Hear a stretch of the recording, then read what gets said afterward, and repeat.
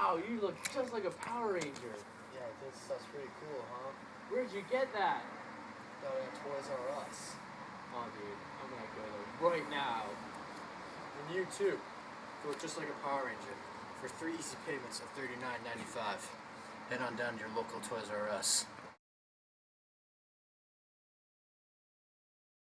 Welcome back to Let's Talk Books with me, Chuck Downfield. We are on location in the rainforest. The rain has picked up a little bit, so it is getting a little loud out here. But I digress. Let's welcome our next guest, Mr. Bigger Thomas. What's up? Welcome. Welcome, sir.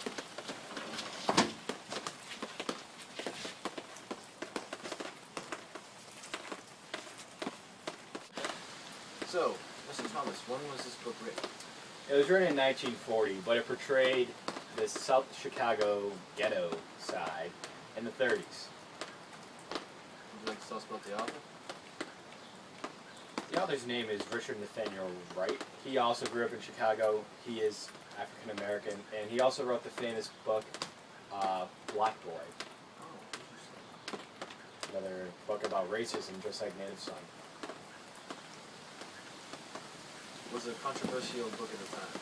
Oh, it was very controversial because at the time it was a great white power that dominated Chicago, and they just thought they were just self-righteous and they owned everything.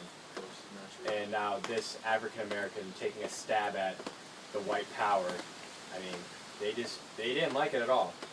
I mean, Richard got laws of hate mail. People just like threatened him. It just not good, but it was needed for the book to be written. So, what is the story about? The story revolves around me, Bigger Thomas, and I got a job at really rich people's house, and they said I killed somebody, but I really didn't. I didn't kill anyone. And then they also said I killed another person, my girlfriend, but why would I kill my girlfriend? She was great. We hung out, drank, and had some fun. So, what would you say is American about this work of literature? This criticizes America about racism in society. I mean, 100 years ago, the blacks were set free, but they're still not free at this point. They're under discrimination. And I really need to point it out to the American public that how the blacks feel when faced against the white power. Naturally. So, was there a greater meaning to this book, or?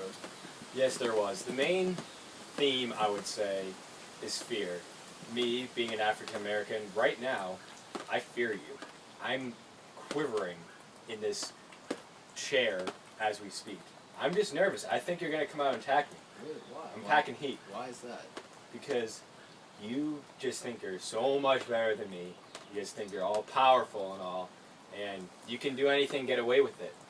The only good thing about that is that when they were trying to accuse me of murder, they said that I was not intelligent enough to think of this apparently elaborate murder. Stated in the book, police are not yet satisfied with the account Eleanor has given of himself and are the conviction that he may be linked to the Negro as an accomplice. They feel that the pain of the murder, the plan of the murder, and kidnapping was too elaborate to be the work of a Negro mind. You know, at first that really hits to my heart because I am smart enough to think of an elaborate plan, even though I did not do that because I didn't murder anyone. Of course, naturally. Not accusing you of anything here. Yeah, you better not. I'm not. It's a hate-free zone. I'd like to thank Mr. Bigger Thomas for coming here today. I appreciate it. No hard feelings or anything. Yes, sir. Thank you. So.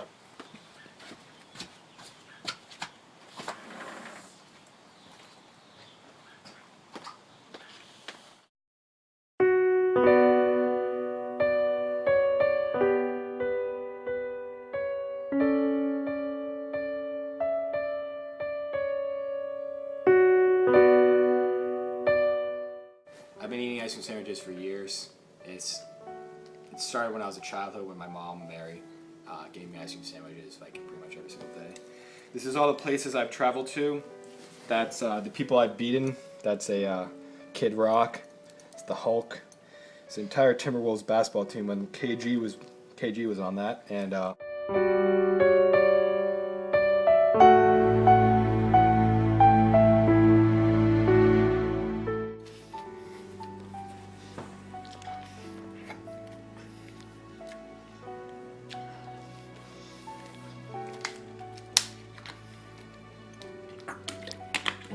this isn't perfect.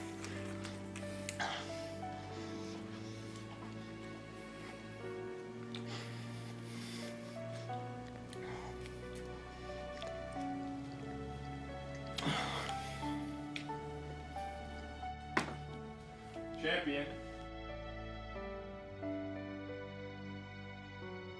Pillow right here is what I'm working my way up to.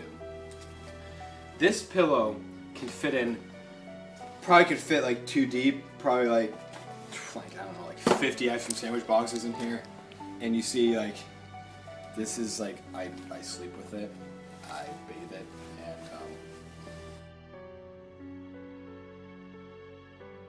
Welcome back. Our next guest is John Proctor from the play The Crucible. oh, Chuck.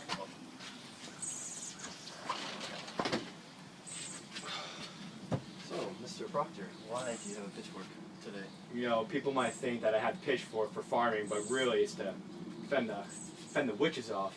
You know, I've killed many brutes with this. You can see the bend. I hit one guy in the jugular and kind of bent it. But I don't like witches, but I don't believe in them. But if people accuse me of being a witch, I will kill them. Yeah, I'm not a witch, and I'm not accusing you of being a witch. Bad enough. Some puppies after you. So, Mr. Proctor, tell us about your character in the book. Well, I am John Proctor, and the play that I was in was written by a man known as Arthur Miller. This play is so great, with me being the main character, it won the Tony Award in 1953, which is like the best play. It's like the Oscars, or the Oscars. Also, the person who brought me into the play wrote greats such as All My Sons, Death of a Salesman. That's a very popular one about a senile man that ends up driving into maybe a tree. I don't know. He commits suicide. Mm-hmm. And also A View from Under the Bridge.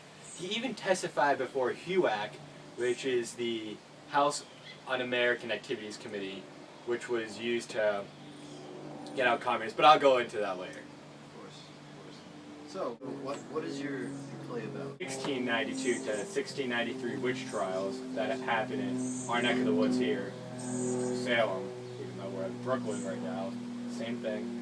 And it's an allegory of communism in the 1950s. That's why he wrote it. During the second Red Scare? Oh yeah, the second one, the bad one. The bad. The one with Joseph McCarthy that stabbed him with a pitchfork. Yeah. Bad guy. And you know, Crucible just about the hysteria that was caused when a bunch of girls went frolicking and dancing in the woods, which they weren't supposed to do, and some creepy old man was spying on them and saw them. Mm-hmm. And there's one scene in this play that happened between Mary Warren and Abigail. And this was when the hysteria first started. And you know, Mary Warren was trying to be nice and stop it because she knew what was going to happen. So she said, what will we do? The village is out. I just came from the farm. The whole country's talking witchcraft. They'll be calling us witches, Abby. Abby, we've got something to tell. And this just shows that the whole, like, this is like America talking about communism. Communism was a big thing. China just became communist. We stopped trade with them. That was bad. There's also North Korea was becoming communist, and just like nations were just slowly closing in around us and being communist. And you know, we were scared. We were pushing a corner. And she goes on to saying, and points at her, saying, she means to tell, I know it. Abby, we've got to tell. Witchery is a hanging error. A hanging like they done in Boston 2 years ago. We must tell the truth, Abby. You'll only be whipped for dancing and other things. And this just shows that there's such a big crime to be paid for being a witch. Also, for being communist, there's a large crime to pay. So that's why people were forced into this hysteria. And the only way you can get out of it with a lesser sentence If you be a dirty little rat, give up little tattletale, with those kids. So why would this book be American per se? A critique of the culture, saying how like of an unstable nation we were at that time, and how we just let one man get the best of us. And, I mean, we were just taken advantage of. Thank you, Mr. Proctor. Appreciate you coming in today and talking about your book with us. Yeah, I really have to go to the outhouse right now, Chuck. Might be a long walk, but if I don't make it, go in the wilderness. It's where I belong. As naturally.